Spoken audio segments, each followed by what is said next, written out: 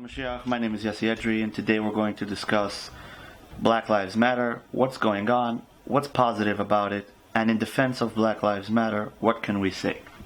So number one, it doesn't matter if you're black or white or the wrong word is Black Lives. The right word is police brutality or government abuse. We know that this is a problem in democracy. This has been a problem in the greatest democracies the world has ever seen, Rome and other great democracies. So we know that corruption, democracy, and the modern system is not. It's not the worst. It's better than communism in most cases, but it's not foolproof when it comes to rights and when it comes to a system that is foolproof. One of the places where democracy falls short, the modern republic democracy that we have today, is with government having a little bit too much power. This is a problem, but obviously it's a lot better than communism, where the government has even more power, and the police has even more power. So there's two things that can happen, I'm assuming, with this whole Black Lives Matter, because nobody really knows, I don't think. I mean, there's some geniuses out there, I'm sure you guys are one of them, but we can assume that two things can happen now. Or the democratic republic can be destroyed completely, and in its place, a dictatorship will rise. A person like Stalin, Mao, Hitler, which are the three people that in the last 100 years killed 100 million each, around 100 million people were killed and were murdered and died in war during the World War II. And Mao managed to kill 100 million Chinese, pretty much. And Stalin in the communist Russia was able to kill about 100 million Russians.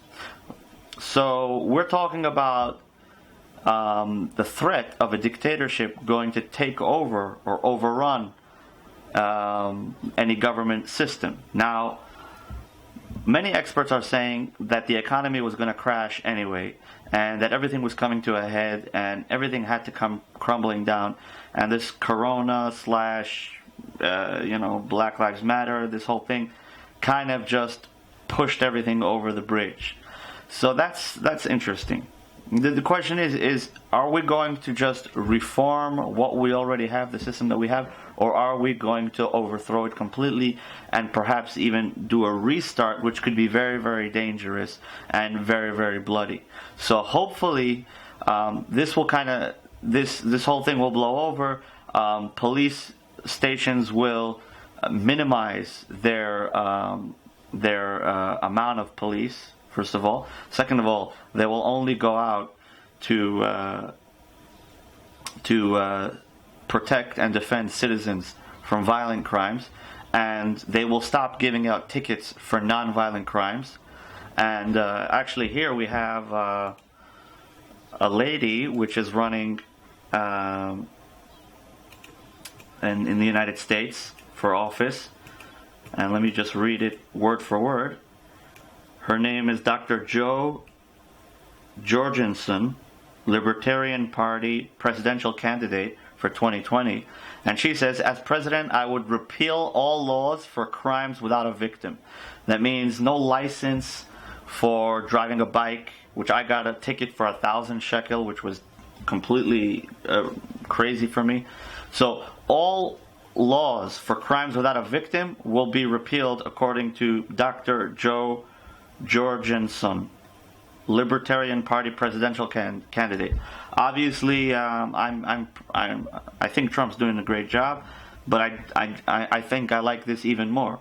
Question is, will she be able to pull through? Maybe she's going to become really, really popular in the near future on social media and all that, and then maybe it will actually be worth looking into a little deeper. But this is a great concept. This is something that we should all embrace.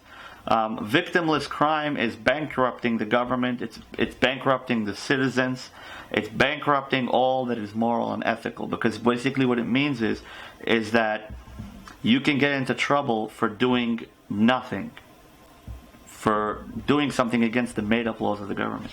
So hopefully there will be a reform in our system. The system won't be torn down completely, and we will just have a small reform where the police are more focused and educated only to interfere in the world when there is absolutely a necessity to stop violent crime. You have a gun because you're supposed to protect against life and death situations. You're not supposed to have a gun in order to threaten people to give you their ID. You're not supposed to have a gun in order to threaten people to beat them up because they don't want to pay a fine, or because there's some law that they're not aware of, or you can spin it, and the court system is corrupt. So it all starts from the bottom. We might have stupid, silly laws, but nobody should be enforcing them. And obviously there are people that for some reason or the other, obviously most police, they join the police force, the army, with good intentions. They want to serve their community, but really, really quickly they get entangled in this racketeering system of making up laws, making up reasons to stop people, and a lot of these tickets are based on if the cop feels like giving a ticket today. So it really boils down to not enforcing the law. And even the laws, they're not like biblical laws. They're not like do not kill, do not steal, something that the whole world can get around and understand. The laws today are just made up. The license to drive a bike and all kinds of weird stuff. There's just so many laws, and the police are going around beating people up, killing people because of this. So it's gotten out of control. So we need to hopefully the lesson that we can learn from this, and hopefully the government wants to continue to exist, and hopefully the current administration throughout the world wants to continue to exist. They need to really, really, really show the people that they are not worth tearing down completely, because that's where it's going. If the police continue to be brutally act against the citizens, they're going to create the George Floyd event over and over and over, and they're going to create martyrs. You kill one and you create a family of martyrs, of terrorists. And that's what if the police keep acting in the way they act until now, which is that the police are like a hammer, and when you're a hammer, every problem becomes a nail.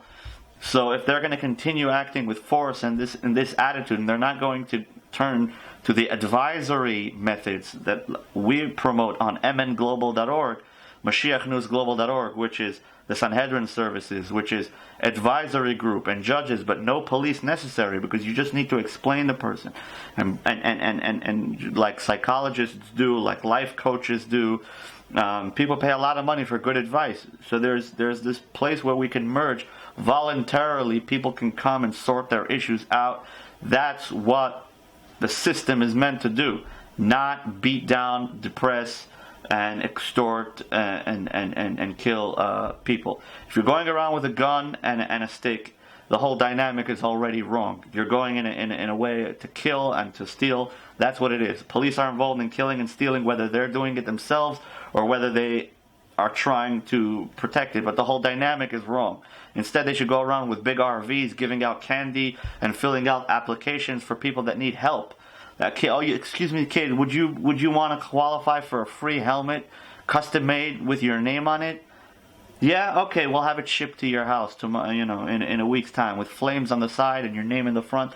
That's what police should be doing, instead of going up to these kids and giving them their parents a $500 fine for their kids not wearing a helmet. They should be sending a helmet to their house. Who knows what $500 is for that poor family, and now you're going to take it from them because of a helmet ticket. So this Dr. Joe Jorgensen, She says, as president, I would repeal all laws for crimes without a victim. Nobody should be denied their freedom for an offense that harms no one. So hopefully that's the direction that the